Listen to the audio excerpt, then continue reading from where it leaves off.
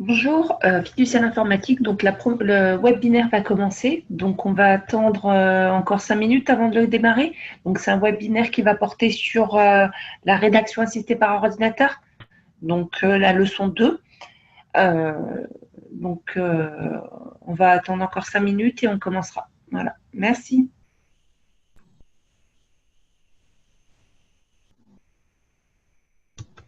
Donc, nous allons commencer.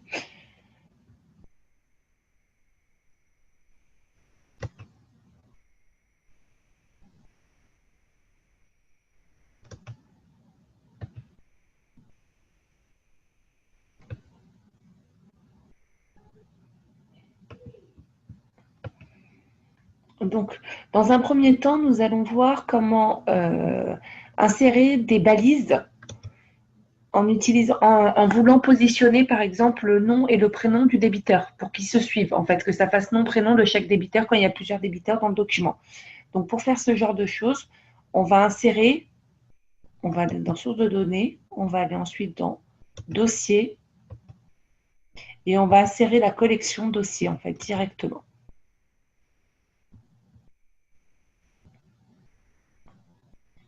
Voilà.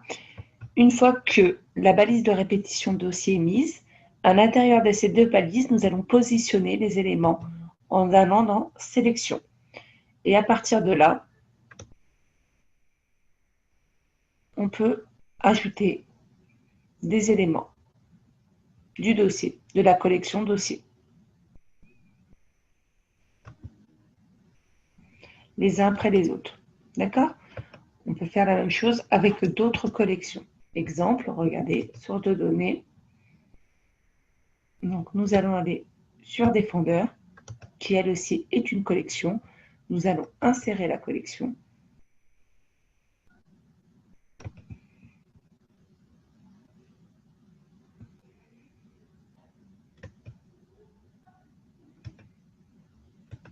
Voilà, nous allons valider. Et une fois que la collection est mise, sélection. Et ici, nous allons avoir par exemple le nom.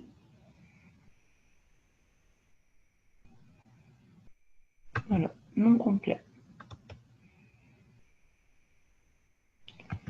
Ensuite, par exemple, si nous voulions faire suivre par l'adresse, virgule, adresse,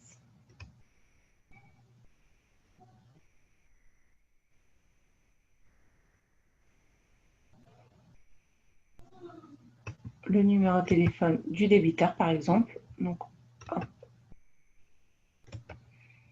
Voilà. Excusez-moi, fausse manip.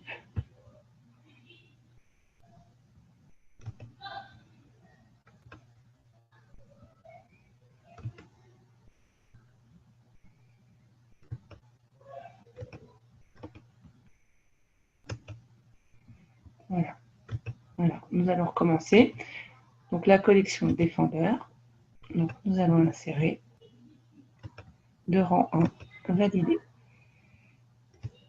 Entre les deux balises, nous allons mettre les éléments de la collection qui sont proposés dans la sélection, ici. Donc, exemple, nom.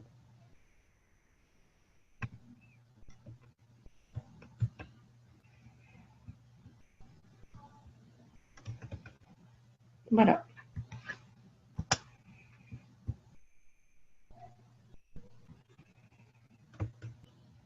Est-ce que cette partie-là est claire ou pas? Si vous avez des questions, vous pouvez me les poser. En fait, ça permet d'avoir le nom et le prénom qui se suivent pour chaque débiteur, par exemple. Ou sinon, le nom, l'adresse, le numéro de téléphone. Donc, si je voulais rajouter le numéro de téléphone, il suffit de se positionner à l'intérieur de la balise et d'aller chercher le numéro de téléphone, par exemple. Voilà. Comme ceci.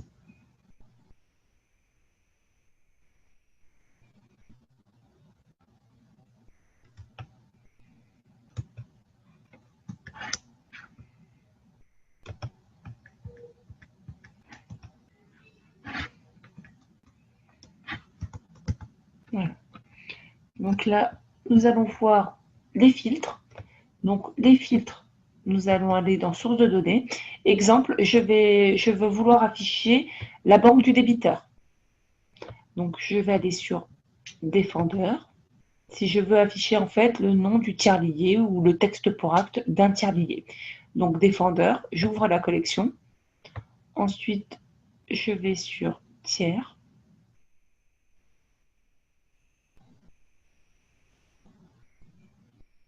Voilà. Donc, nous avons bien les tiers liés qui est ici. Donc, ensuite, j'ouvre la petite collection ici. Et ensuite, je veux par exemple le nom. Je sélectionne le nom du tiers. Je double-clique pour l'afficher. J'ai un premier écran qui s'ouvre, qui me permet de faire un filtre sur la collection dossier. Donc, si j'en ai pas à faire, je laisse de rang 1. Je fais suivant. Sur la collection défendeurs, je peux également mettre une balise de répétition si je veux afficher tous les défendeurs ou pas qui seront présents dans le dossier. Sinon, je peux afficher uniquement le rang 1 ou le rang 2 ou le rang 3. Ensuite, je peux aussi dire j'affiche le dernier élément de la collection. Donc, nous n'allons pas mettre de balise de répétition. Nous allons faire seulement sur le rang 1, suivant. Et ici, si j'insère une balise de répétition, je vais insérer tous les tiers liés du débiteur. Ce qui n'est pas le cas vu que je veux uniquement un tiers lié particulier. Donc, je vais mettre un filtre en cliquant sur les petits points et ensuite en cliquant sur ajouter. Et là, je vais filtrer mon affichage. Donc, je vais cliquer sur les et je vais filtrer sur le rôle en allant sur R, rôle du tiers. On ouvre la petite collection. Si je prends en fait cette variable, donc cette variable avec le signe somme, ça me permet d'avoir une liste et d'aller sélectionner dans la liste qui m'est proposée pour sélectionner le rôle.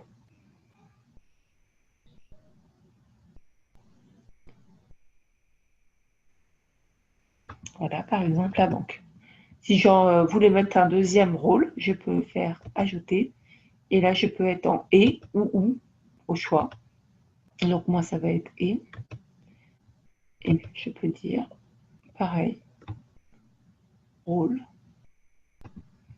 rôle du tiers, code du rôle.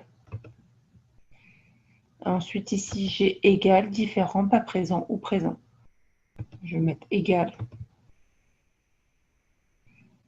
Je vais également faire afficher, par exemple, la caisse d'allocation familiale. Et ensuite, je valide. Puis, je valide une deuxième fois. Et là, j'ai bien mes tiers qui sont mis. Quand je suis positionnée sur cette variable, je peux cliquer sur sélection et là, je vois la source. Donc, je vois que j'ai été dans le dossier défendeur, tiers lié et je veux le nom complet. Et ensuite, ici, dans la partie un peu plus basse, j'ai les filtres. J'ai le filtre effectué. Si je veux le modifier, je clique sur les trois petits points. Je peux revenir sur ma condition et la modifier si nécessaire. D'accord? Ensuite, il est possible de mettre ici ajouter un caractère. Donc, je peux mettre une virgule, un point-virgule entre chaque réponse ou un retour à la ligne, comme c'est prévu ici. D'accord? Et je peux compléter en allant sélectionner des éléments de ma collection dans la partie basse. Est-ce que ça va pour cette partie? Vous avez des questions?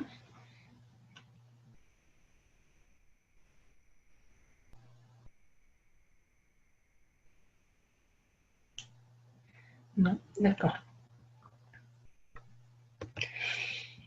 Il est également possible de faire des conditions d'affichage.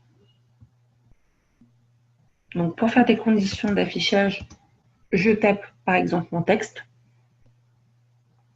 Je peux mettre ce que je veux. Et ensuite, je vais conditionner cet affichage en sélectionnant la partie que je veux conditionner. Et ensuite, en allant dans affichage.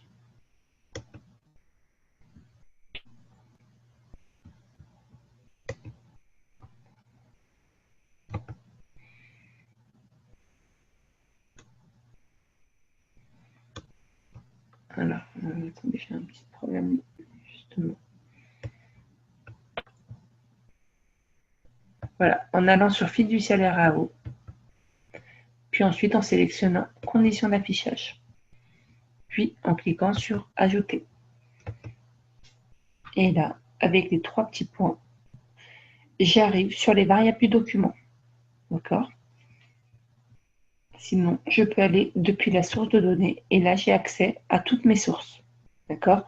Là, uniquement les variables et questions qui sont déjà mises dans le document, ici, à l'ensemble des variables possibles dans le dictionnaire de données.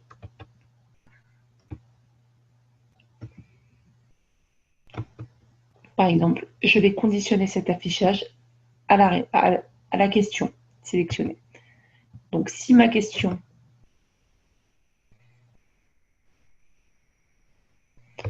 Si ma réponse est présente, j'affiche. Sinon, je n'affiche pas. Je peux mettre aussi dans les balises, sinon, un autre texte qui sera affiché si je ne réponds pas à la condition. Sinon, je peux laisser mon sinon à vide, comme ceci, car c'est blanc. Et je peux, du coup, supprimer le sinon. Je ne garde que ma condition. Voilà. Et si je souhaite modifier, je peux cliquer sur modifier et je reviens dessus et je peux modifier. Je peux aussi ajouter. Je peux mettre un et ou un ou.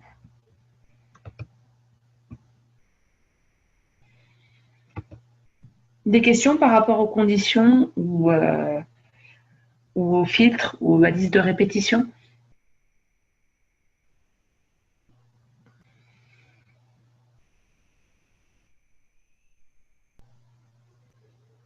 Non, pas de questions. D'accord, on continue.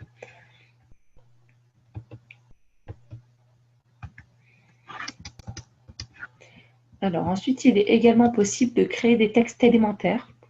Dans texte élémentaire, pour créer un texte élémentaire, il suffit de taper son texte comme ceci, puis de les sélectionner et de cliquer sur créer. Ensuite, de définir une catégorie. Par exemple, lui mettre un libellé.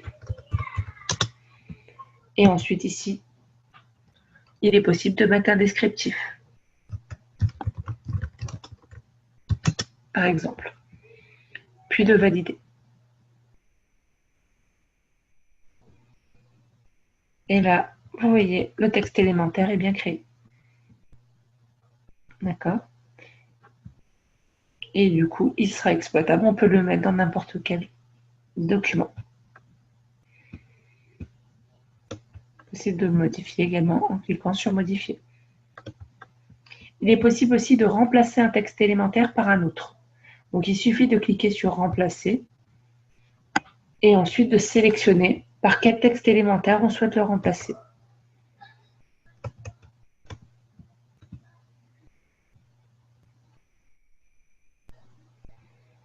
Puis de cliquer sur valider. Donc là, on peut répondre oui.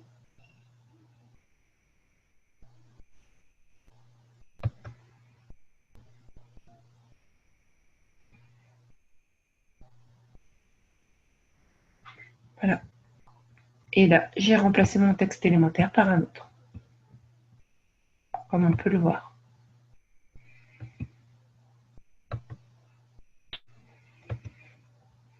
Si je souhaite le retirer, bien évidemment, je me positionne dans le texte élémentaire, puis ensuite je fais retirer. Ensuite, une question m'est proposée. Souhaitez-vous conserver le contenu du texte élémentaire dans le modèle? Oui ou non. Si je souhaite conserver le texte élémentaire, je réponds oui. Du coup, ça devient du texte en dur. Je peux faire toutes les modifications que je veux. Ça n'impacte pas les autres documents qui ont ce texte élémentaire. D'accord? Mais ça veut dire que ce texte-là ne sera plus maintenu par la veille juridique. Voilà.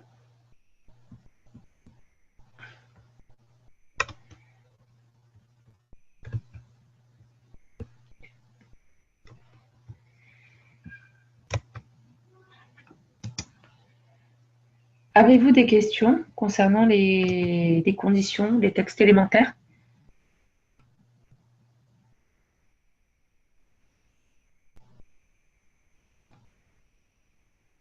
D'accord, super.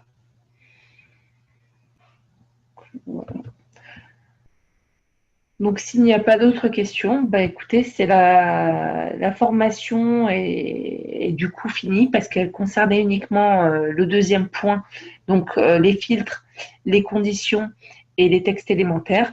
À moins que vous ayez des questions plus précises, je vais mettre fin à la réunion, sinon, au webinaire, pardon.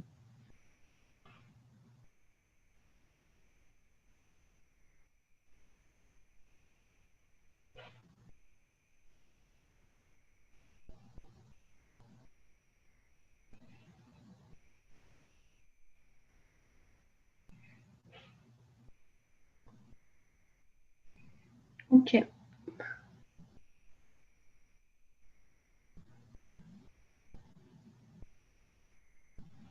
Bah, écoutez, bonne journée à vous et merci pour votre attention. Au revoir.